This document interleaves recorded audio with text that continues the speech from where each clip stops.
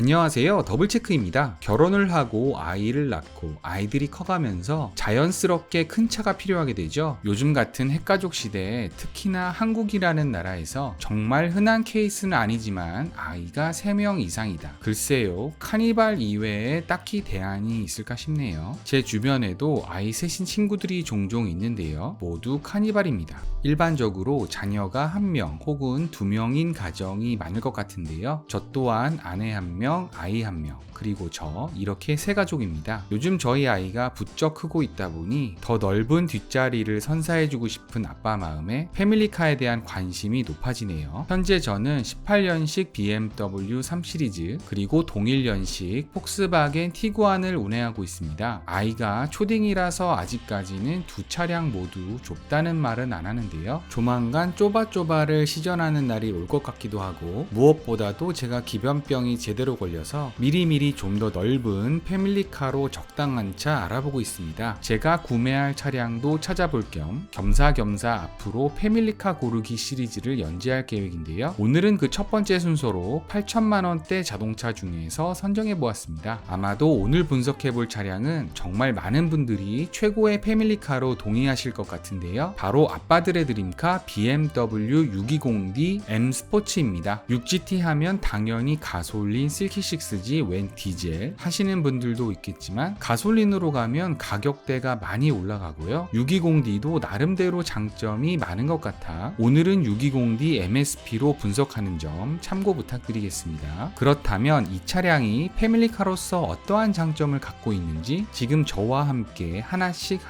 살펴보시죠. 8천만원대 최고의 패밀리카로 BMW 6GT를 뽑은 이유 중 아마도 이 부분이 가장 클 것 같은데요. 바로 2열 거주성입니다. BMW 6GT는 BMW 7 시리즈 플랫폼 기반으로 만들어진 차량이다 보니 레그룸은 충분하다 못해 좀 과하지 않나 싶을 정도인데요. 제가 타본 1억 미만 수입 차량 중에선 다른 모델은 몰라도 볼보 S90, BMW 6GT는 말이죠. 2열에 타는 순간 이야 정말 넓다 라는 탄성이 절로 나오더라고요. 뿐만 아니라 세단에 비해 높은 전고로 인해 헤드룸 공간도 충분하고요. 파노라마 썬루프도 큼지막하게 자리 잡고 있어 개방감이 매우 훌륭한데요. 여기에 프레임리스 도어까지 시각적으로도 개방감이 정말 뛰어나네요. 더불어 전고는 높은 반면 지상고는 또 이 차가 높지 않거든요. 그러다 보니 아내나 아이들이 승하차 시 SUV보다는 편안할 것 같습니다. 또한 대부분의 BMW 차량들은 스포츠성을 지향하다 보니 타 제조사 대비 2열 등받이 각도가 다소 서 있는 느낌이 있는데요. 6GT의 경우 등받이 각도 조절, 즉 리클라이닝 기능이 있다 보니 좀 더 뒤로 눕혀 편안하게 앉을 수 있겠네요. BMW에서 등받이 각도 조절이 되는 모델을 떠올려 보면 세단은 7 시리즈 이상부터 SUV는 X5 이상, 그것도 인기가 높은 M 스포츠는 리클라이닝 기능이 빠져 있고 X라인에만 리클라이닝이 지원되다 보니 혹시라도 X5 구매하시는 분들은 리클라이닝 기능이 있는지 더블 체크하시면 좋을 것 같네요. 620D가 패밀리카로 좋은 두 번째 이유는 바로 2열 승차감입니다. 이런 말이 있죠. SUV가 아무리 승차감이 좋아봤자 세단만 못하다. 물론 지금 자동차 완성업체들의 기술력으로 세단 못지않게 훌륭한 승차감을 가진 SUV도 물론 만들어낼 수 있지만 세단만큼 편안한 SUV는 아무래도 자본과 기술력이 추가로 들어가기 때문에 어지간하면 1억이 훌쩍 넘는 고가의 차량이 대부분이죠. 결국 현실적으로 예산과 타협하다 보면 이런 고가의 SUV 차량들은 구매가 쉽진 않을 것 같고요. 예산 내에 들어오는 SUV들은 아무래도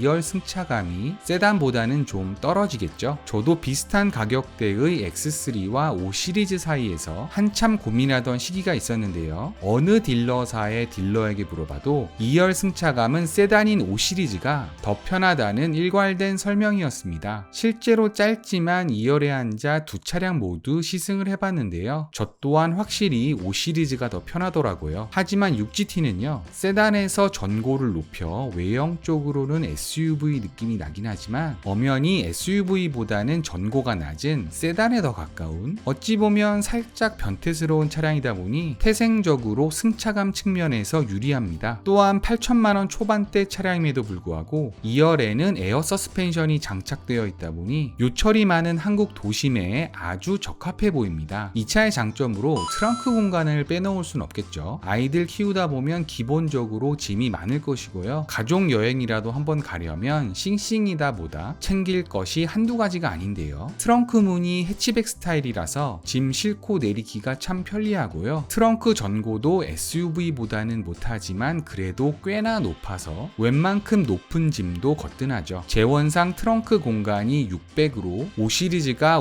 530인 것에 비해 수치적으로도 크긴 하지만 트렁크 바닥 자체가 평평하고 전고가 높다 보니 물건을 적재하기에 아주 적합한 구조인 것 같습니다. 참고로 X5는 650으로 50ml가 더 크긴 하네요. 네 번째 장점으로는 정숙성을 뽑고 싶습니다. 620D는 4기통 디젤이기 때문에 소음 걱정하시는 분들 많을 것 같은데요. 2017년 F바디에서 G바디로 넘어가면서 정숙성 측면에서 상당 부분 개선되었다고 합니다. 제가 보통 한 차량을 리뷰하기 위해서 자동차 리뷰를 최대한 많이 보는 편인데요. 620D가 시끄럽다는 리뷰는 본 기억이 없네요. 그만큼 정숙하단 소리겠죠. 같은 엔진을 사용하는 5시리즈 디젤 모델과 비교해보아도 엔진 소음, 노면 소음, 진동 억제가 확실히 잘 되어 있다고 하니 5시리즈하고 급이 다르긴 한 것 같습니다. 하지만 소음 부분은 개인차가 심한 영역이기 때문에 구매 고려 중이신 분들은 꼭 시승 후 결정하시는 것을 추천드립니다. 마지막으로 말씀드리고 싶은 이 차의 장점은 바로 낮은 감가율입니다. 저희 채널에서 말씀드리는 감가율은 실제 세무 쪽에서 말하는 감가상각비하고는 차이가 있고요. 실질적으로 소비자가 차량을 구매하여 추후 딜러에게 되팔았을 때를 기준으로 감가율을 산출하고 있습니다. 저희 채널에서 분석하는 모든 차량의 감가율은 동일한 방식으로 감가율을 산출하고 있기 때문에 이 차량이 타 차량 대비 감가율이 좋은 건지 나쁜 건지 파악하는 정도로만 봐주시면 감사하겠고요. 감가율 숫자 자체에는 큰 의미가 없음을 사전에 말씀드립니다. 3년 전에 판매하던 620D MSP는 기본 차량가 8,360만원이었고요. 여기에 19년도 당시 평균 프로모션 500만원을 빼고 취등록세 7% 약 550만원을 더하게 되면 당시 실제 오너들이 지불한 금액은 약 8,410만원 정도로 예상됩니다. 3년이 지난 지금 620D의 잔존가가 얼마인지를 살펴보기 위해 SK엔카에 들어가 보면요. 19년식 무사고 6만 기준 평균 시세가